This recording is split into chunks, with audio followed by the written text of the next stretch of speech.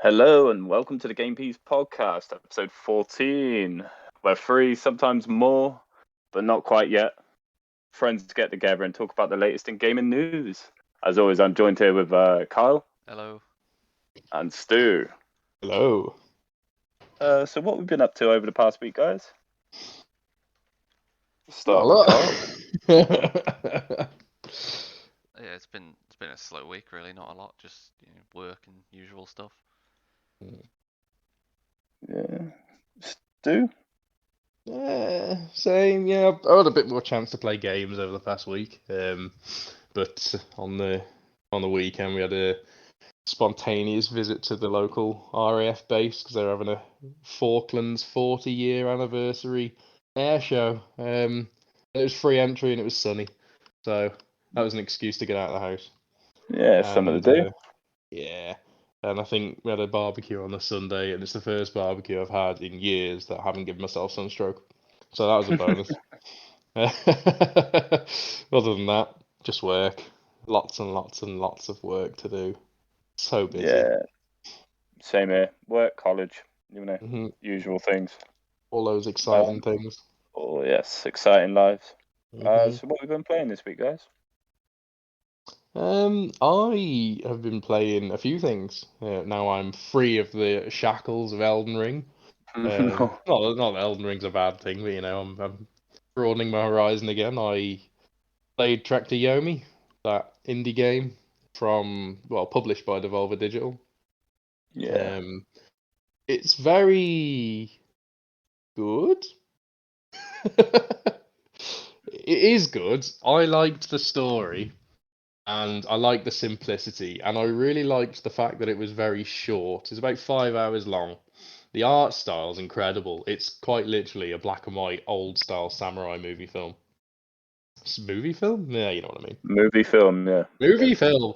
It's an old style samurai movie. Black and white. It's in Japanese with subtitles. It's an enjoyable playthrough. I appreciate the fact it was short. I did say to you both in the group chat that I was going to go for the platinum, but one of the trophies is to complete it on the hardest mode, and that's like one hit kill mode. And there's just like random points in the game where your button inputs won't count. Like the gameplay of this game is very poor. It's like a very basic side scroll beat 'em up. So it's square and triangle and directional buttons and circle to roll, and that's about as much as it expands to. There's lots of secrets and things to find, and the story is interesting. But if you stringing a combo together, you need to hit square and then square the second time at the exact moment it wants you to, and then triangle at the exact moment it wants you to, and if you don't, it'll just stop the combo. Sometimes parrying, the parry window is either really, really generous and you parry out of nowhere, or you swear you parry and you actually get struck and die. So it's important, unless they patch it and make the buttons controls tighter and more responsive, I won't be going for the platinum. If there is that patch, I'll definitely go back to it and try and go for the platinum.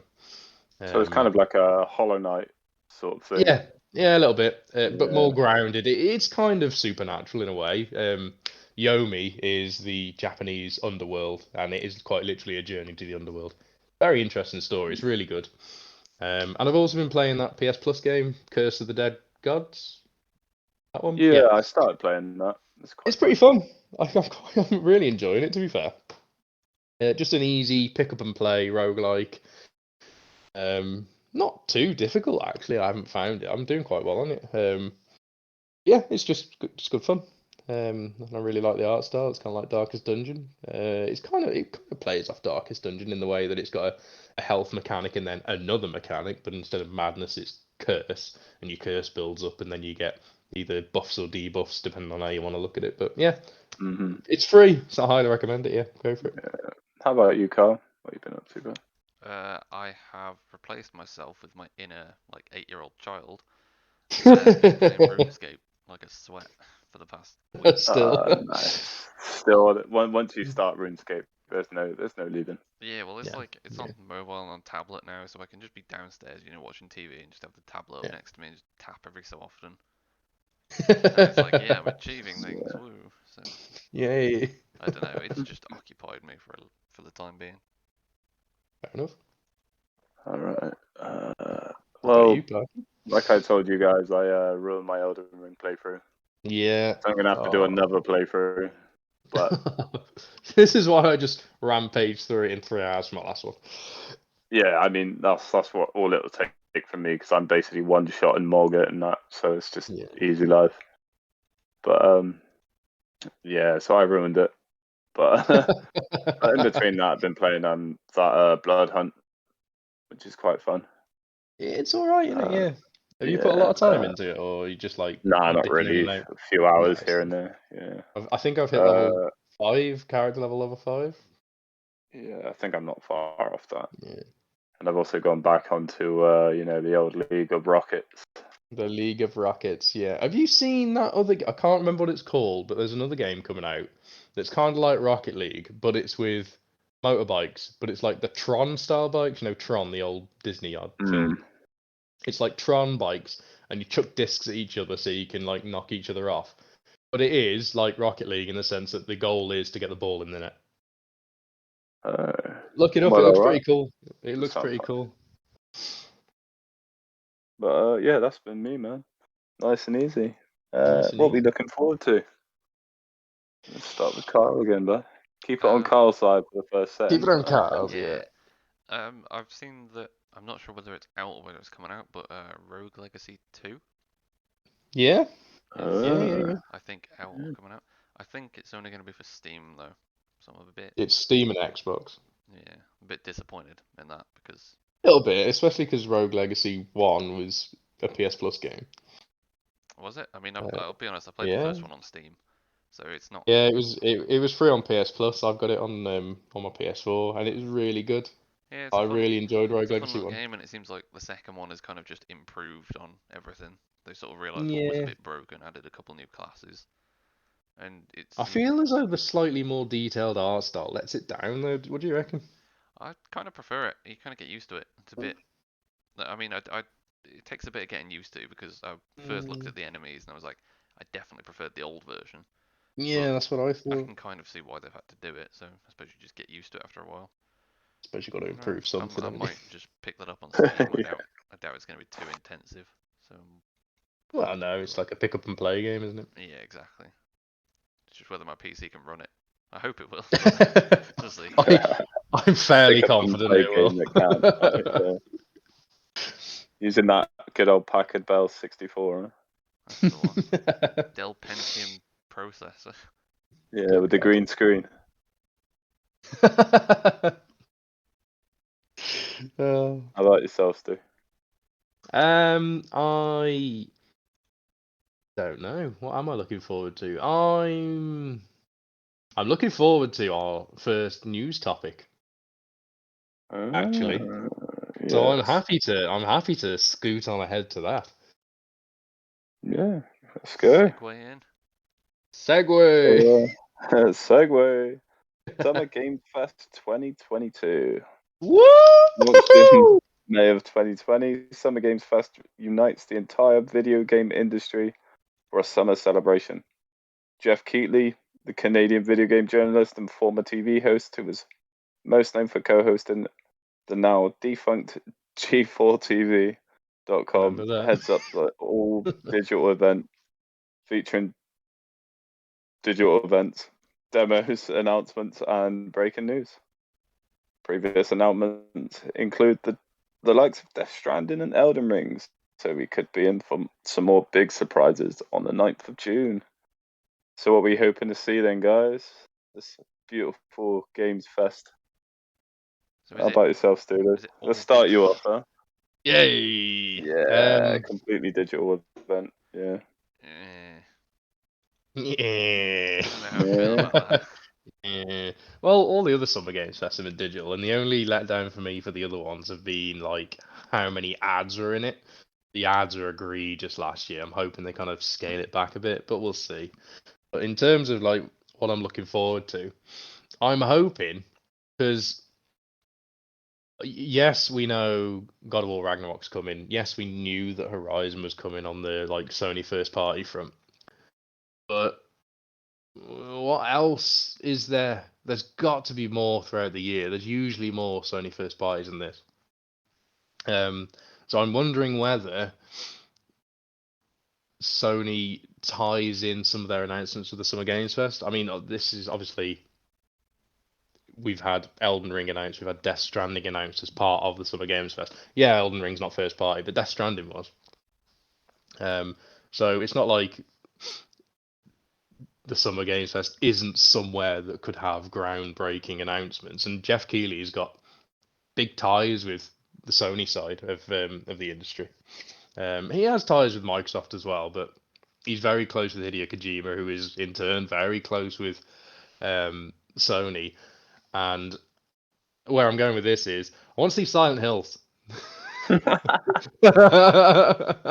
did wonder where you were sort of wiggling around there. Oh yeah, I want to see Silent Hills. I want this to be the moment where, not necessarily an acquisition, but I want to see that Sony's got the rights to Silent Hill, because Konami clearly can't be arsed.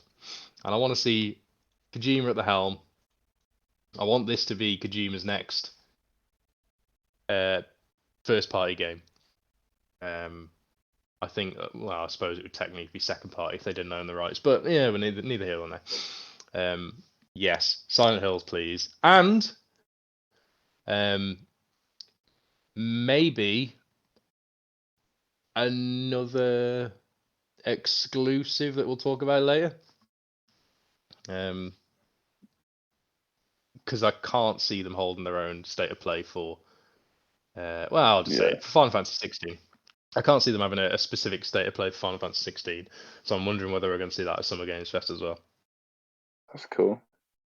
How about yourself, Claire? What are you thinking? I don't know. I mean, I always prefer events to be, live and then have a little segment, because then you get to hear the crowd reactions and stuff. But yeah, that's true. Because that's what I used to like about sort of E3 was, at least it wasn't really the public, but it was still journalists, I suppose. Yeah. And it was still a reaction. Yeah, of course. And like Blizzard, whenever they announce things with crowds, it's always boo. So do you not have mobile phones? Yeah. And then they're going to release Diablo Immortal on PC. Oh dear. I don't know. I mean, I don't really know what's going to be shown. I've never really been into Summer Games Fest. I've been aware that it exists, but I've never really watched it. I think I'm hoping it'll be bigger this year, simply by virtue of the fact that E3 is practically dead. Yeah, the fact that because of COVID, everything kind of went on a bit of a hiatus and everything went online. It might be even nice just to get some like quality, polished like indie dev titles would be nice. Yeah. Because a lot of the time, I mean, indies are either really specific and niche, or really like crap, or you get the occasional like it's a 2D sprite but the story's really good. Like, no, I want like a AAA title but indie form, Yeah. See, I want them to re-release Paragon, because that game was jokes. So much fun. So many hours I put into Paragon. That rings a bell. You carry on. Yeah, it's kind of like the free lane. What do they call it? Like a mobile. Right. Yeah, like Dota style or League of Legends style. Yeah, didn't they shut that down? Yeah, they closed their servers. Apparently, there was rumors of a game called Predecessor, which was basically Paragon, but on new servers, and it's fallen off the map. So I really want the game like that to come back, because that would be great, and I would sink another 200 hours into it easily. Because I don't want to play League of Legends. That's my problem. No, I'm way past ever delving back into League of Legends now. I'm not 13 years old anymore, unfortunately. I think everybody is going to be way better than me at League of Legends now. But I could get you back so do you reckon the Summer Games Fest will be suitable replacement for E3? No. I mean, it'll be a good replacement, but nothing will ever beat E3. Yeah. You can't say something will can't be beat E3. not T3. It won't ever be. Yeah, so that's a unanimous no from us. So no. So, well, I think it will be good to have in the absence of E3. I think the show industry is stronger with E3 and Summer Games Fest. Just want them Because to bring back E3, right? I want them to bring back E3 because competition makes everything better. And if you've got Summer Games Fest and E3 competing for the biggest announcements, and each of those shows, when they're putting each of those shows together, they're going to push publishers more for bigger announcements because some might not be, willing to announce something outside of X date or whatnot. And that's not to say I want announcements too early. I just want good, solid announcements rather than all. I'm getting really sick of rumors now. We've had so many rumors around all the acquisitions, and there's a Capcom countdown, and then it ended up as Street Fighter, which is great for some people, not for me. I just want some solid announcements to look forward to, because like I mentioned a minute ago, we've got God of War Ragnarok off in the distance. Maybe not even this year. Who knows? Because Corey Barlow put out a video the other day that didn't exactly sound confident that it was coming out this year. I don't think it'll be a replacement. I think it should be in supplement or adjacent to E3, and mainly for the really good point that Kyle made in the sense that there's no audience, and I like that audience reaction because, you either feel inclusive because you're also excited, or if they boo something that you actually quite enjoy, you're like, yeah, what? Nah, it's awesome, or it's Get a it's good feeling to that have. Stu's heard that a bit too many times. Yeah, far too many times. Yeah, sadly. Yeah, I no, it's not a good replacement. Only because I think we shouldn't lose E3. Yeah, we're going to be watching it live. I will. Yeah, I I'll probably will as well. To be Yeah, I fair. think I will. If I remember Set your regardless. timer, bro. I mean, I'll probably just see screenshots from you guys about the good things that happen, and I'll be like, oh, that's interesting. Yeah, like I do So every year. we'll watch it live and keep you posted. Is what you're Yeah, saying, right? you guys will act Yeah, as pretty my much. like ad blocker / filter. Yeah. Anything interesting can make its way. That's not a bad idea, to be fair. I mean, Interesting, it you sucks say. for us. Oh yeah, go on. Final Fantasy countdown. Final Fantasy Yeah. 16 is Yeah. almost ready. So the producer of Final Fantasy 16, Yoshi P, great name, of Final Fantasy 14 fame, during a recent Square Enix live stream for mobile title Nier Reincarnation, which I am also looking forward to. Should be a great game, to be fair. Gave an update on the highly anticipated PS5 exclusive. To quote games media outlet VGC, Yoshida says that a new trailer for the game is ready to go, but its release was delayed for reasons. It should be made public soon. Can we see something at Summer Games Fest? I think you obviously covered that with your answers, Stu. I hope You so. want to see it, yeah. I want to see it. I think of Summer Games Fest because I don't think Sony will dedicate a state of play to this. Although it is Final Fantasy, which is quite a big. It is Final Fantasy, but the last two second party, I suppose, state of plays were Ghostwire Tokyo and Deathloop. And they were. I still want to play Ghostwire at some point. Deathloop for me was a catastrophic failure. And Yeah, it was. the opinion on it was so divisive. And Ghostwire again, the opinion was so divisive. Are they gonna want another state of play where half and half are gonna be like, "Oh, this is great," and the other half will be, "Nah, this looks trash." Probably not. Yeah. And I think it serves Sony better to have a state of play for something that's going to capture the widest possible audience for Sony first party games. Because Final Fantasy 16 isn't first party. It's exclusive, And I love Final Fantasy, and you love Final Fantasy, but not everyone loves Final Fantasy. I can't see Carl going out to go and watch the state of play of Final Fantasy 16, for instance. He'll probably listen to us yammer on about it and be like, For about maybe, 12 hours. yeah, maybe I'll get interested in this because it looks kind of okay. But am I right, Carl? Would you watch the state of play of Final Fantasy 16? I'm not sure you would. No, I'd probably just like look at highlights or recaps or read, Yeah. a summary of it. So when do you think it will release? I'm hoping. I reckon early next year. Let's be honest. Early next year. It's I was almost ready. I was gonna say November this year. Yeah, it'd be like Q1 next year. Yeah, that's what I thought.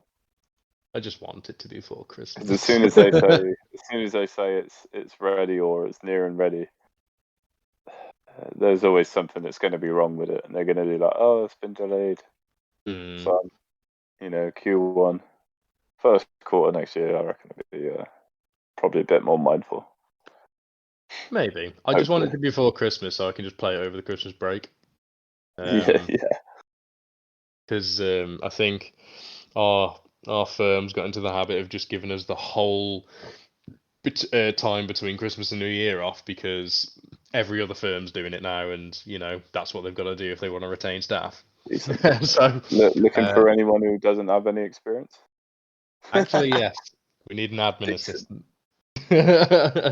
So if you want to find old dusty deeds all day for people who are likely going to shout at you until you find them, yes, we have a job for you. Let's go. If you pay me well, I don't care. I will make you a cup of tea on the way. So, anyway, moving on. Can't promise paying well. Do we prefer modern Final Fantasies or classic? What do you reckon, Kyle? Because you're not the biggest Final Fantasy fan. I like the moderns. Yeah. I mean, honestly, my first Final Fantasy I played was 12. Played it on the PS2 as a kid.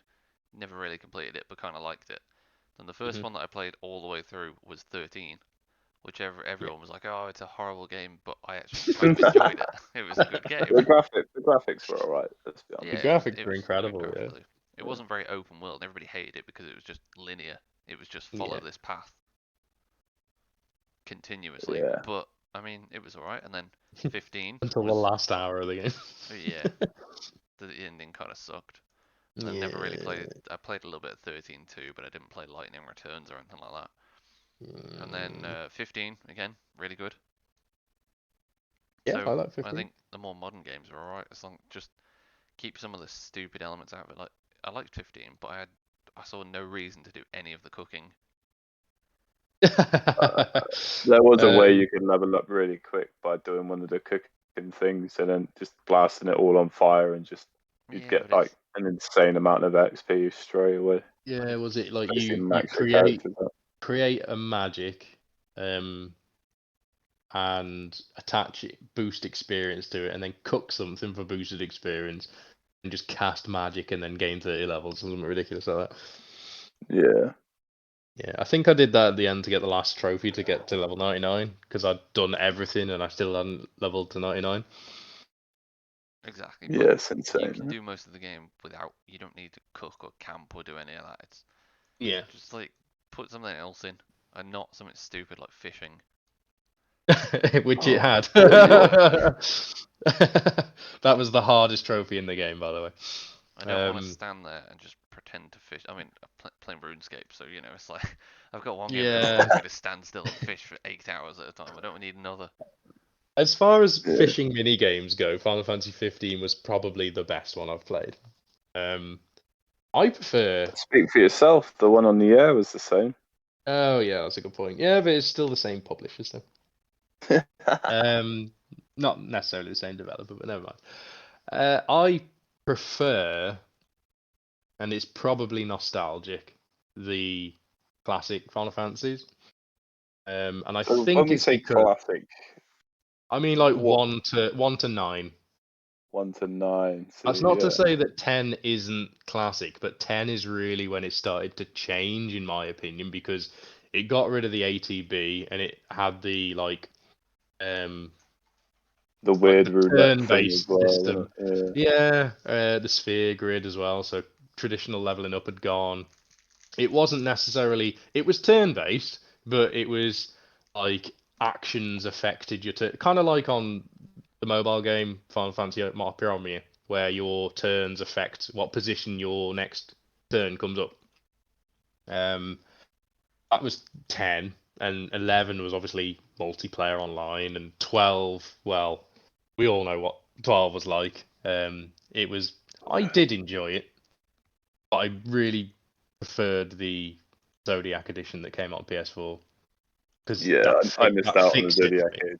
Yeah, that fixed the game for me because I was always like, 12 wasn't great. I did finish it when I was a kid, but I'd never really remembered it fondly. Zodiac Age edition really fixed it, and I was like, oh yeah, actually 12 is a really good game.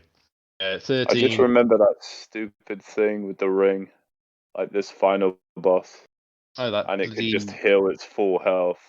Yeah, Yeah, one of the hunts or whatever, I think it was. Yeah, I know what you mean. The ultimate boss with like 15 million health or something ridiculous. Yeah, that one. And it can heal like 4 million or 5 million per. I think they nerfed it in the Zodiac Age edition as well. Yeah. Just to make it possible to beat. Yeah, I never beat it. I prefer the classic ones in the sense that I really like the active time battle system and the turn-based system in that. And it's not necessarily just that, because I really, really enjoyed Final Fantasy VII Remake. Because I love the stories of the older ones. I think the stories were stronger. Yeah. And the difficulty. The older Final Fantasies are way harder. Way harder. I think the last difficult Final Fantasy was 12. See, 6 was quite difficult. Yeah. 9 wasn't difficult if you knew kind of what you were doing. I mean, they had some difficult bosses. 8 was, I was just lost from the start on that one, like I said before. 7 was kind of difficult at points. You can make 7 very easy if you're clever with the materia system, but I was a kid, so I wasn't. Yeah. Having replayed 7 now, and I've been clever with the materia system, so like if I get attacked, I counter with Knights of the Round 16 times in a row. That makes the game easy. Yeah. But yeah, I'd agree with you, Stu. I'm very more of a classic Final Fantasy fan for the nostalgia, you know. First one I played was obviously 9. So was your first one? Story was great. Yeah, 9 first, and then I went to 6, and then 5. I think I played it basically backwards. Then went up to 7. But, yeah, great games. I enjoyed 15. It didn't feel like Final Fantasy though. It was cool. Like I liked the floaty sword shit. That was cool, and the summons were incredible. Like the cinematic style. And his ring was broken. Yeah. It was just that the lack of control over the summon, how it was so random and only happened whenever it chose to, was a bit of a letdown. Yeah. But other than that, I enjoyed it. And I finished it. Unfortunately, I finished it and got the platinum before the patch that extended the final chapter. So I still, to this day, have not experienced the quote-unquote fixed end chapter. All right. Yeah. Babylon's still falling. Oh dear. Babylon's Fall. We knew it was going to do terribly. Mm-hmm. But Square Enix and Platinum Games attempt a fantasy live service is continuing to lose players, having just one single concurrent player listed on Steam last week. One player. Come on, guys, it's time to kill it. What do you reckon? It's time to kill it. Who was that one? I want to know who that one player was. It was me. It was so lonely in that world. Oh, yeah. It's time. It's time to just kill this game. They're not going to fix it. They may have said they were going to continue to support it, but that would be a terrible idea, in my opinion. Yeah. What about you, Carl? Apparently, it was Gfinity journalist Dashael Wood. Really? Say that? Yeah. No. Who's the guy who Babylon's Fall wrote who it was? Like, Yeah. He said Babylon's Fall is a flawed but charming game. He hopes to convince friends to play with him. It's a bit of a shame because you can kind of tell what they were going for. But It was just very poorly executed. yeah, and it was badly marketed. Like, I'll be honest, until you guys mentioned it to me, I didn't have a clue it existed. I haven't seen any adverts for it. I haven't seen anything online. It's just been total silence. Now, whether that's because It's kind of snuck up, didn't it? yeah, whether that's It was- because ads are now all about, you know, certain cookies appeal to certain people and you get certain specific ads. But I think it was intentionally buried. you reckon? I think so. I think it genuinely was intentionally buried. I mean, look at Crossfire X on the Xbox. That was received very, very poorly. And I challenge you to find any marketing for that.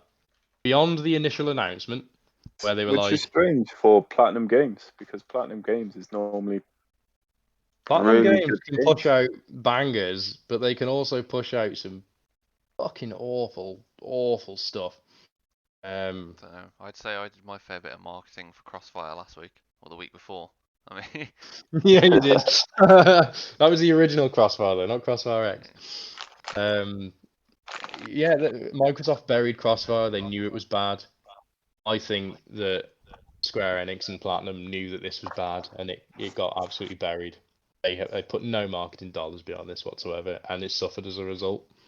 And the fact that it started off as I think it started off as a single player action fantasy game, and they kind of morphed it into this multiplayer live service, and that definitely hurt it.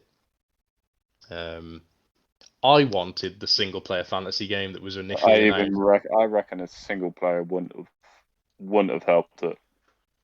Well, it depends how far in development it got before they morphed it into the live service, because perhaps all of these boring levels, these boring, grindable, repeatable levels, are simply due to the battle pass. Maybe. Just a theory. at first glance, everything looks like, you know, the game Payday 2. Everybody thought Yeah, was yeah. genius. It just reminds me of that, like just kind of the whole overall HUD and the guns and just everything, but without an actual premise to it. It's like imagine Payday 2, but take away the robbing bit, and that's kind of Crossfire. And it's, I don't know, PlayStation Home, I guess. Do you reckon a full reboot would save it? And what would you like to see from it? If it was rebooted as a single player Rebooted fantasy as action. The Division 3. If it was, like, I was thinking about this. If it was like fantasy action in the style of, say, like Devil May Cry, but like heavy fantasy, I'd go for that. I think that'd be cool. You can't go wrong with Devil May Cry's combat. So much shit going on. Get rid of the multiplayer. Not everything needs to be online. on? Yeah, not everything needs to be online. Just your Screw high that. score. Yeah, get rid of your floaty weapons. You don't need that. That's dumb. Final Fantasy 15 did it perfectly, where they're kind of like transient, so they kind of show up really, really faintly and then just disappear into nothingness. And then when you actually use them, they flash into reality. That was cool. Final Fantasy 15 did the whole transient weapon thing perfectly. It's funny though. Babylon's Fall did not. Because what you're saying is basically just like remake the game. Remake the game as Final Fantasy 15 with Devil May Cry's battle system. There you go. Yeah, it's not even could it be rebooted. It's literally just Do it again. Take any FPS and add a whole different game design. It's essentially like taking your homework into school and your teacher looks at it and then they slam it down on the table and they go, do it again. Yeah. Which happened to me every week, sadly. But anyway. Oh dear. What about you, Carl? What do you reckon? Nah, I mean, if it's only got one player, there's no point, isn't it? We're gonna reboot it. That's a very good point. Be the second person to play the game, like. Yeah. Would I didn't put this in the write-up, but I'm intrigued on both your thoughts as to whether you think Game Pass would save this game. Game Pass saves every game. Let's be honest.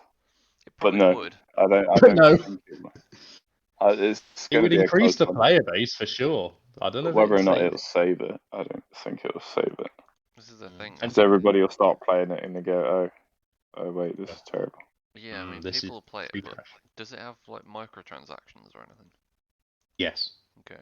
So my impression would be people will play it and it'll become kind of like Fortnite, but without people actually spending money on it. Interesting, yeah. You'll get kids Like the that, meme game of the year. well, yeah, definitely. No, you'll get kids that'll kind of play it because it's not free to play, but it's on Game Pass, and their parents pay for Game Pass or whatever, and they'll play it as like a Yeah. free version of COD, but they won't really buy anything on it because it's not that kind of game. Yeah. No, that's I fair agree. enough. I mean, if you put it into perspective, like, you can either go to the shop and buy food, or you can go in the bins and get food for free. But just because trash is free, it doesn't mean you want it. I mean, that's probably the most real kind of. Yes, yeah, totally agree. Yeah. Sorry, that was harsh. No, Right. it's perfectly But reasonable. there's Let's Anyway. sidestep on talking about trash. We had the PSN hack of 2011, which PlayStation got a lot of banter. The Xbox fanboys were also yelling at us. But now we've got the Xbox server crash and the DRM disaster of 2022. So finally, PlayStation boys can have a banter at that, right? I mean, Microsoft gaming servers have been down since Friday, 6th of May. As a result, Xbox's online DRM digital rights management policy has been criticized after server outages left some console owners unable to launch their purchased games from almost a week at the time of recording. The Xbox support team claimed to have fixed the problem twice over the past weekend, only for it to seemingly return later. That's surprise. I'm back. Whilst the server problems are concerning, perhaps the most concerning aspects is that even single-player offline games are unplayable thanks to the strict DRM policies, which require Xbox games to handshake with the servers every session. According to Does It Play, a Twitter account dedicated to testing commercial releases to ensure the work entirely internet-free, the majority of Xbox games require an online check before they'll launch. They absolutely do not have them on PlayStation or Switch. The account wrote. They added, if the PlayStation servers go down tomorrow permanently, every single player game you own will work offline almost permanently, provided console is working and the account was linked. There are tiny subsets of titles that will not. Xbox One failed after its disastrous launch DRM policies until it was stripped back. Why and when did they slip these policies back in? So, how do we feel about the DRM, guys? Well, first of all, let's go back to the very start. Yeah. And address the whole, laugh at Sony Yeah, 2011. this needs dissecting. Yeah.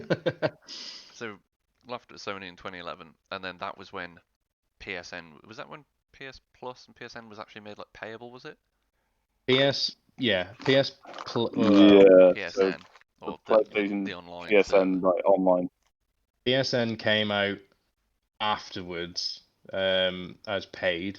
Yeah. And the reason was to beef up their security, essentially. Well, that's the reason they gave. Yeah. Well, I believe that PS Plus started in 2010, but it was purely optional. PS Plus wasn't like yeah, no, you didn't need PS Plus to play online. yeah, So After that it point, was you free to did. play online yeah. It was just until after. it was just PSN that I was on about. So either way, it's hilarious that after at this point before the PSN hack, it was all free, and then they made it paid. Yeah.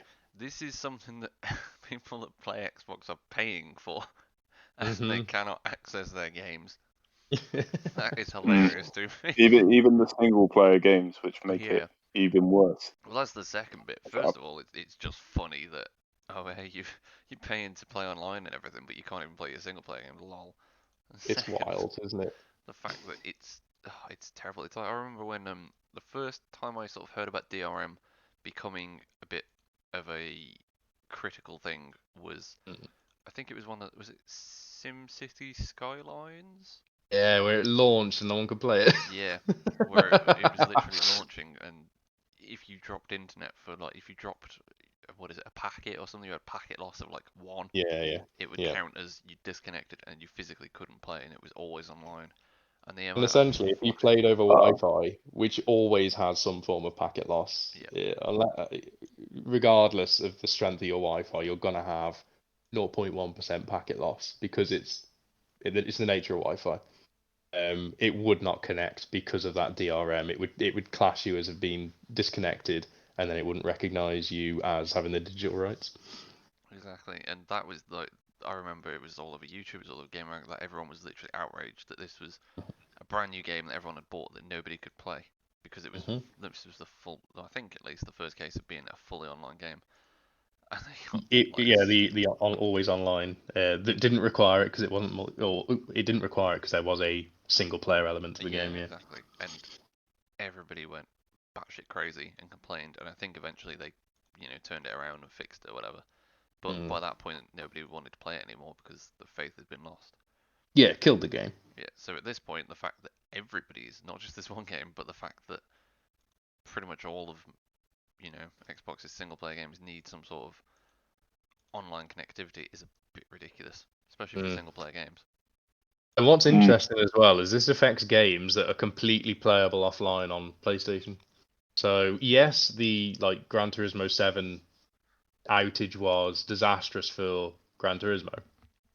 And arguably it's completely pointless that Gran Turismo is always online when you can play it single player, which I completely disagree with. That shouldn't be the case. You should be able to play it offline. Yes, that was a problem, but that was just one game.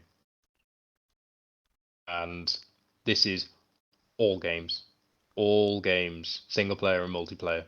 If you are an Xbox owner, and we've seen it since the start of this current generation, where say people have bought their kids an Xbox Series S, and it's just the Game Pass machine, which is great for the kids. Like I think it's a cracking idea. I'd probably get my son an Xbox Series S if he wasn't so feverishly a Sony pony.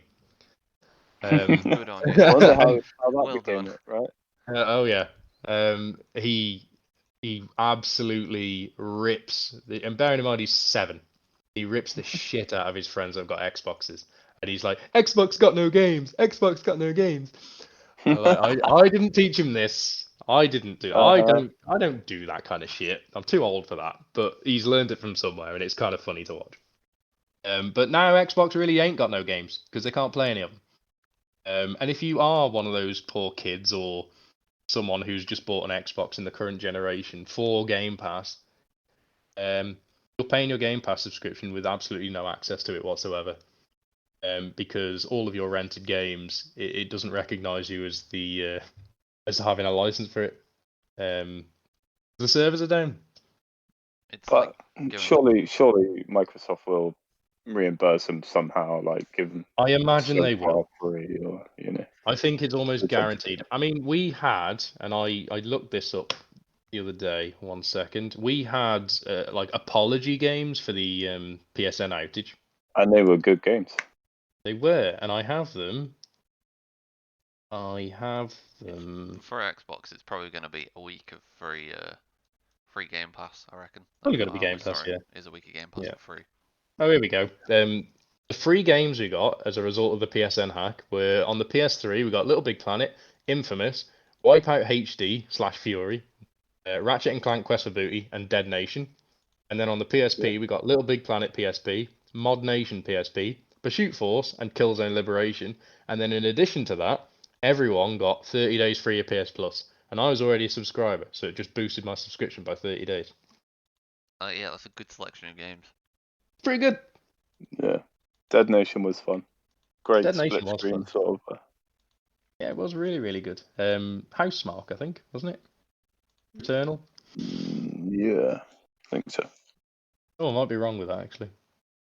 Either way, I feel bad for like, it's kind of like those situations where I don't know why this is the first thing comes to mind. It's like you either go to Blockbuster and you got to rent the game and you pay for it. It's like, okay, we'll bring it back in 2 weeks. But then going home to realise that they've just given you like an empty box. Empty case. You go back and they say, no, we'll give it you when we're ready. Like, Yeah. or just not acknowledging you. You go, this is broken. And Yeah. you Can I have my money back, please? No. And well, they won't even acknowledge you. They're just talking to somebody else. Renting more games to other people. It is a huge shame for Xbox players because it's not really acceptable, especially because the PSN hack happened because the security was very poor, which ultimately ended up in everyone having to pay for online. Fair enough. They got away with not making people pay for so long, then they realized they had huge security flaws, and then to stop that gap, they made people pay. Fine. Xbox were paying, then we had to pay. It wasn't ideal at the time, but we're all used to it now. Xbox have always paid for online. Their security has always been pretty top notch. And we have no idea why these servers have gone down. We don't know if it's security related. We don't know if it's technology failing. We don't know if guy just tripped over the plug, which genuinely happened at work last week. A firm-wide email went out saying, Jimmy, an accountant. It was the IT guy. He sent the email out. He was like, someone accidentally unplugged the server, and then it came out later that it was in fact him. But anyway, we don't know at this point what's caused the server outage.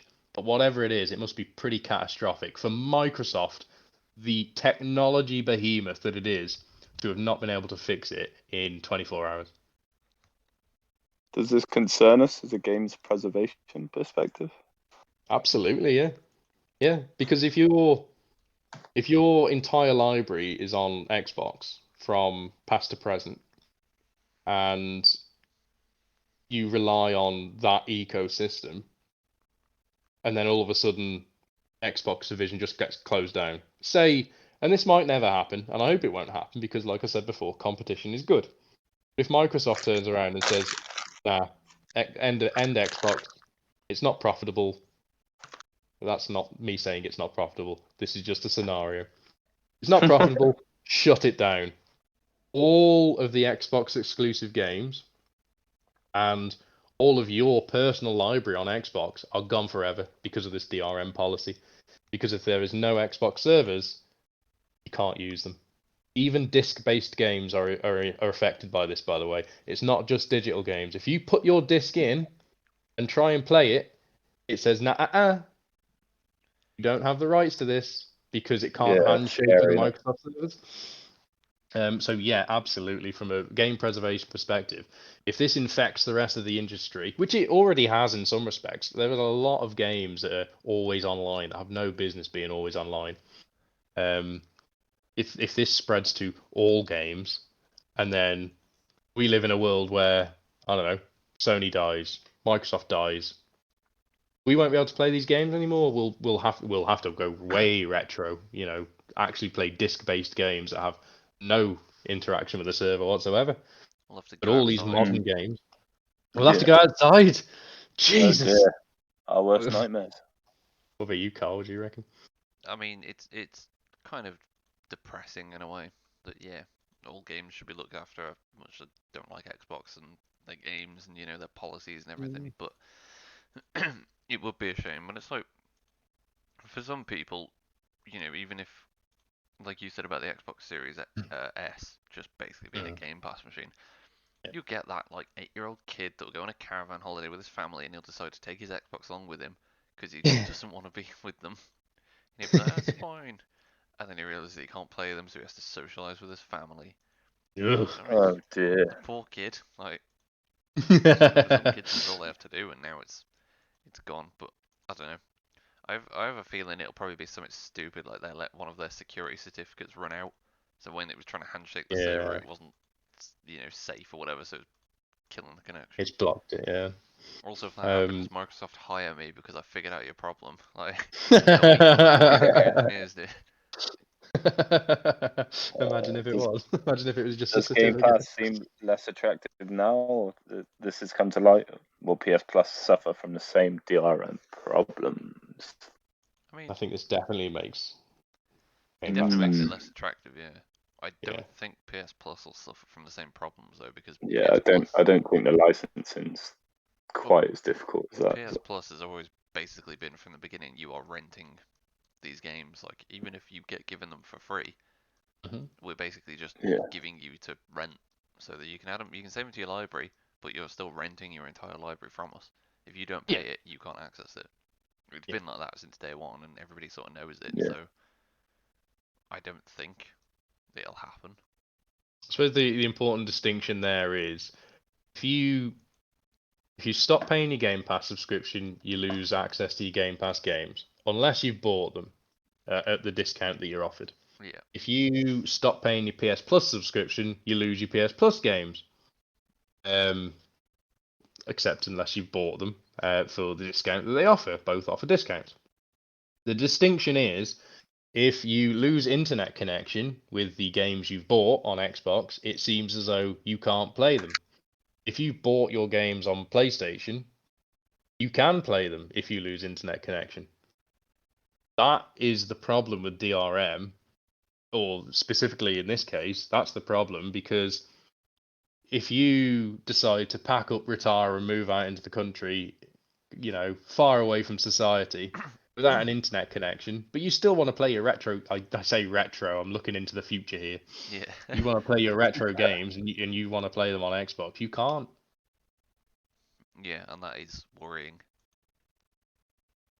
But what gets me though is that it was in the intro that Parky mentioned that Xbox One had that catastrophic E3 reveal because of their DRM policies, and then it obviously brought out that meme that from PlayStation where this is how you share games on PlayStation, and they just hand over the game to the other guy, and and this they stripped back that DRM policy specifically for that reason to try and save Xbox One. And when did it come back in? Yeah, it must have been the last. What was it? Xbox One. Well, we're now on the Series S and Series X, aren't we? Well, they had Xbox One X, but yeah, they must have put it back in for the series. And how quietly did they do that? Because I hadn't seen anything about this until the server outage. Did anyone even know? I don't know. Probably not. Yeah, maybe they just kept it quiet just to. Yeah, I know that have the same thing. I know that Does It Play Twitter account. If you have Twitter and you don't follow Does It Play, I recommend it. It's really interesting. At one point, they just outright refused to cover Xbox games anymore because they were all heavily DRM'd. So I think they said something like 99.9% of Xbox games are not playable without an internet connection, despite them being single player. So they just cover mainly Sony and Nintendo now because there's no point in covering Xbox anymore, because the whole point in the Does It Play account is, can you play it on the disc without an internet connection out the box? So no day one patch. If you can, they report it. If you can't, they report it. Xbox was a case of no, DRM. PlayStation is like, yes, you can play this, but it requires the day one patch. Yes, you can play this without the day one patch, completely internet free. On Nintendo, yep, DRM free. But if you try and copy it, they'll sue you for $1 million. That's the one. It's a really interesting account to follow. So, and I wanted to bring up the Does It Play thing because they've been saying this all along. They're the only reason I knew about Xbox's crappy DRM policy in the background, because they were complaining about it for so long. Since the beginning of this new generation, in fact. Yeah. It's funny you mentioned Twitter, actually. Because some quick news points. Unreal Engine 5 demo. Oh, yes. We're going to discuss the thing that we have on Twitter. Which I don't actually have a Twitter account. Oh, you don't need it. I'm going to to open it up. Nah, it And- tells me to log in, bro. that sucks. Right, okay. Have you at least seen this video? Have you Googled I it? have or what? seen the video, yeah. Have you watched this, Kyle? No, I tried to watch earlier, but it said failed, so I just gave up. God damn it. Okay, right. Well, this is for anyone who hasn't seen it, just Google Unreal Engine 5 VR demo, and it looks real. And I don't Yeah, mean, oh, looks the like you're graphics are so good, actually- it looks like real life. You're It actually looks in real. a tunnel. It looks It's incredible. crazy. Is that short clip that looks like it's in kind of a train station? Yes. Yeah. Oh, Yeah. yeah. Okay, that's kind of scary. It looks so, and it looked so real that even though nothing happens in it, when it goes dark to show the lighting off, I was like, holy shit, this could be like the best, most intense horror game ever. But just the lighting was absolutely incredible. And I think that we've got to a point where like textures in games are so realistic. I'm sure you'll agree that textures probably they may get slightly better, but how much are we going to notice from this point? Because some games textures are incredible, like Horizon Forbidden West, for instance.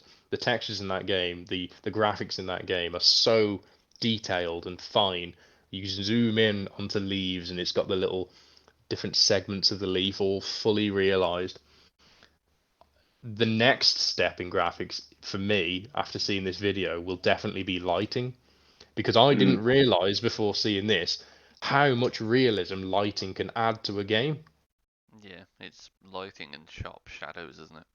Yeah, definitely. Like, Yeah, everyone and the focuses on- realistic interaction between that shadow and lighting. Everyone focuses on, oh, look at the water quality. And it's like, but, yeah, but you don't really see that many big open bodies of water, do you? I mean, No. if you live in the middle of a city, what's the Yeah. water quality going to be? I mean, could you imagine having Silent Hill and that? Unreal Exactly. Engine 5? That is exactly where my mind went, and it reminded me of Silent Hill 4, which was the first It's like person one. it was like the first 5 comments as well. Yeah. It looks absolutely incredible. And yeah, this is in VR, but there's no reason to say that. I mean, it's in Unreal Engine 5, and we're looking forward to an industry where the majority of developers seem to be moving towards Unreal Engine 5. And that actually brings me on to a point that I forgot to write in this. Have either of you seen the game called The Day Before? No. I think I've heard about it. It's that kind of like Division clone, but with zombies. No then. Right, okay.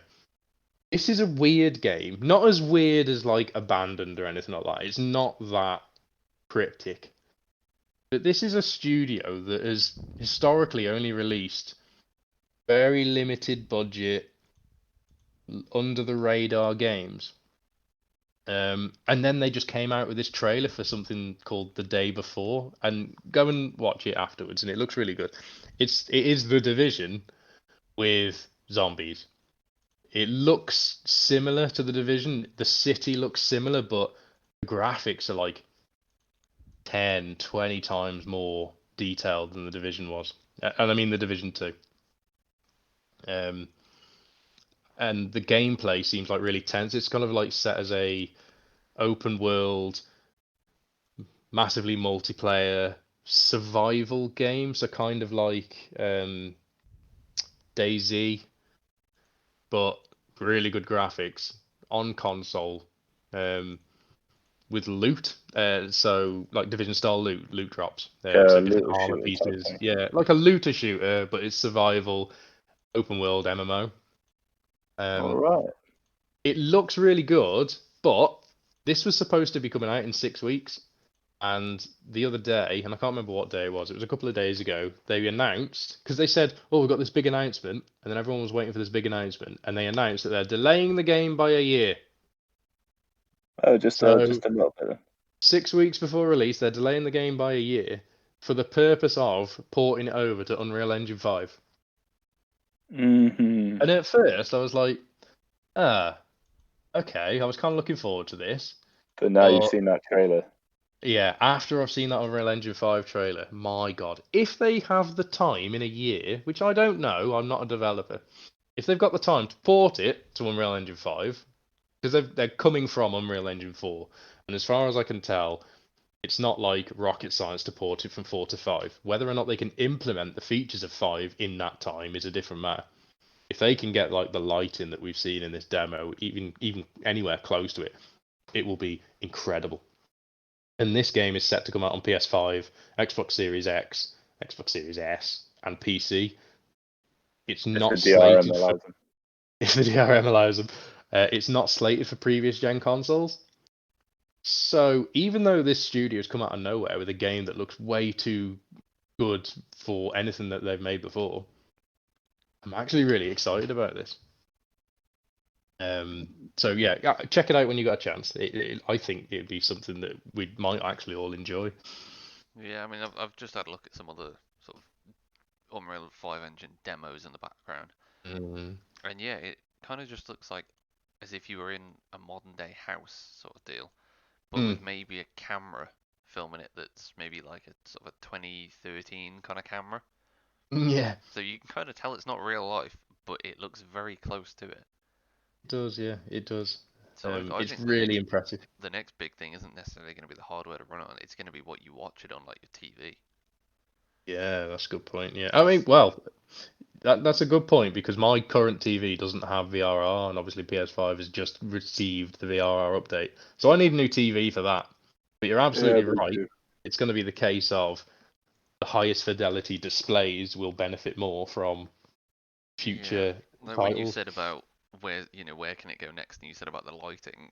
I'd say the lighting, but also what you're physically, your actual hardware, what you're viewing it through.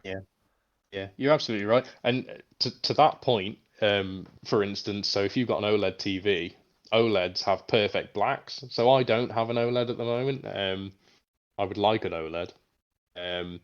But with OLED TVs, to get the blacks, it just turns off the pixel. Whereas most TVs just dim it to the point of a very, very dark grey. So it's not a perfect black. But obviously, to take advantage of really realistic shadows, you're gonna need that OLED display to be able to just switch off the pixel to have an actually black panel. So that's an instance where definitely, yeah, the display will affect heavily what you're seeing. Well, all right. Moving on. Electronic Arts Motive Studio is set to hold a new developer live stream for its upcoming Dead Space remake on the 12th of May. Are we going to be watching it, boys? Tomorrow, innit? Yeah. Yeah, I'll give it a watch. Yeah. The last. I'm quite excited for Dead Space. Yeah, me. Yeah. I think so. I'll probably watch it. The only thing that worries me is that obviously it is Electronic Arts. It is EA. That's always the only worry with any game. It's like, oh yeah, it's a really good game, and in the past it's been really good. But then you kind of realize who owns it, and you're like, well, please don't ruin it. Yeah, they killed the original studio, which was very sad. Was it Volition? Dead Nation was Housemarque, by the way. I did look it up. I wasn't wrong. Just wanted to get that out there. But yeah, they killed the original studio behind Dead Space, which is very sad. But Dead Space 3 was an absolute train wreck. I am really excited for this Dead Space remake. But like you say, Carl, how many microtransactions can they fit in it? there better be absolutely none. I'm sure they've said there won't be any. Yeah, but how many times? But Yeah, what's we'll in see. the pre-order bonus for the exclusive skin? Yeah, what ridiculous chart are we gonna get like Sonic Origins? Disco kicks. Fortnite skins for Dead Space. Yeah. Spider-Man outfit. Yeah, I am looking forward to this though. We don't have to wait long. It's out tomorrow. Whether I'll watch live, probably not. I will definitely catch up because I don't know what time they're showing it because it'll obviously be in American time. Yeah. Yeah, I'll definitely watch it. Probably be like early morning or something. Probably do it about 5 o'clock America. Yeah, and the last one was good. I enjoyed the last one, even though it was just about like the audio and stuff. It was fascinating seeing behind the scenes and how detailed they're going with these very specific mechanics in the game. Yeah. All right. We all heard about Battlefield 2042. It's beautiful, amazing, flawless gameplay. All Well, right. it's reportedly coming to Game Pass via ePay. EA Play could have saved the game. I never saved the game. Another save the game discussion. No, this game's dead too. I reckon it will. I reckon it will save it.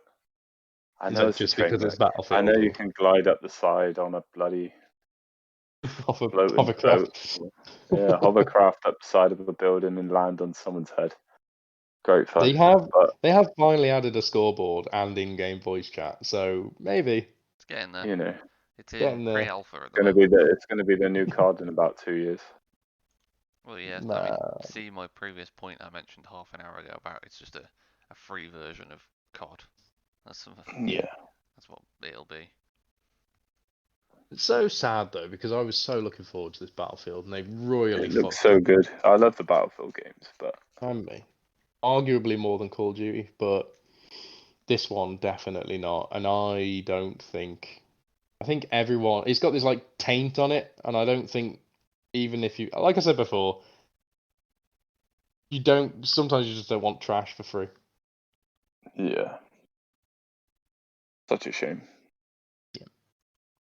Well, that brings us on to the game releases of the week beginning the 9th of the 5th, 2022.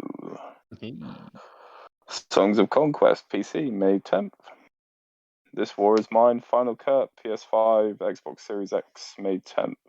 We got Brigadine, PC, May 11th. Sauce of Madness, PS5, Xbox X, PS4, Xbox One, Switch, May 11th.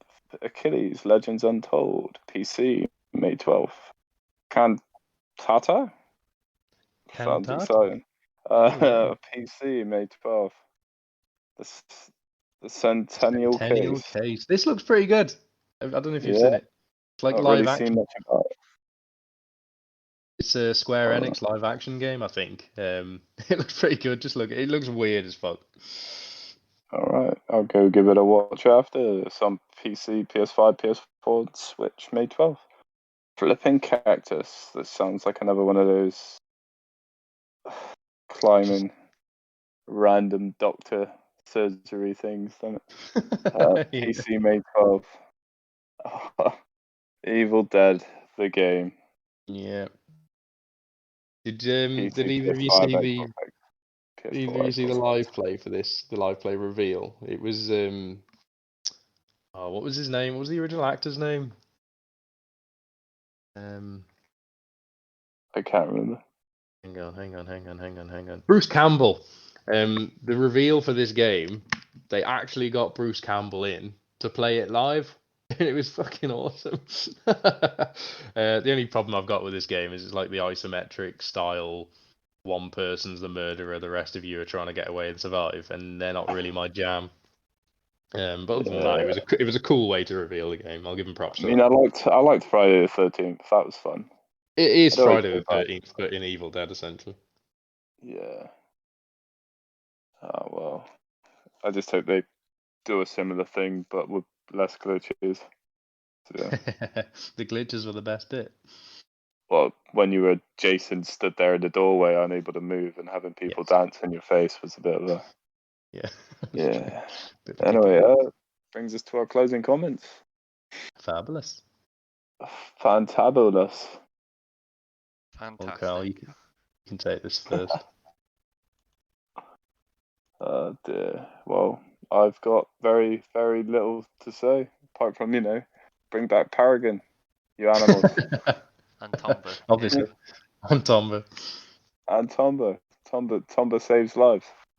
Funnily enough, I was watching a video on YouTube today of a guy playing Tomba with a PS1 steering wheel. It was incredible. The perfect way to play. I could not believe it. Oh dear. Yeah, I feel very tired, so I'm just gonna go to bed, I think. Yeah. Well, Bless. my closing comment was Dragon Quest 12, Flames of Fate. Hey? Yeah, sounds. Dragon Quest 12? Yeah, there's Wait, kind of what? been a leaked trailer just announcing it in Japanese. What? Flames of Fate. Oh. And then it got me on thinking about Oh. pre-orders. It's like I didn't pre-order Dragon Quest 11, but I did buy like the day one edition, Yeah. and what a waste of time that was.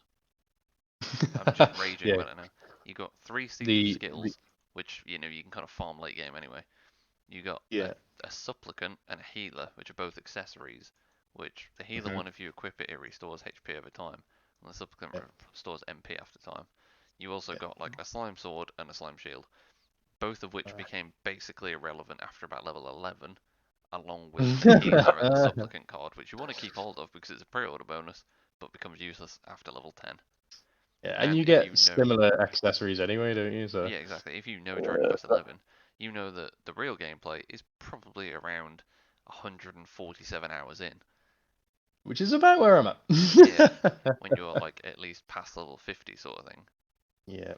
So Yeah, having I've It was the been same on forced to- Borderlands 3 though. They released like these golden guns and stuff, which Oh, they were trash. once you get to like level 3 became weak and couldn't yeah, use them. like what's the point? Give me something that's just like give me something that reskins the best sword in the game into something slightly different, so I feel a bit fancier. Yeah. That's all people want, or a way to upgrade it. Oh, hey, this level 3 sword that you've been holding the whole time.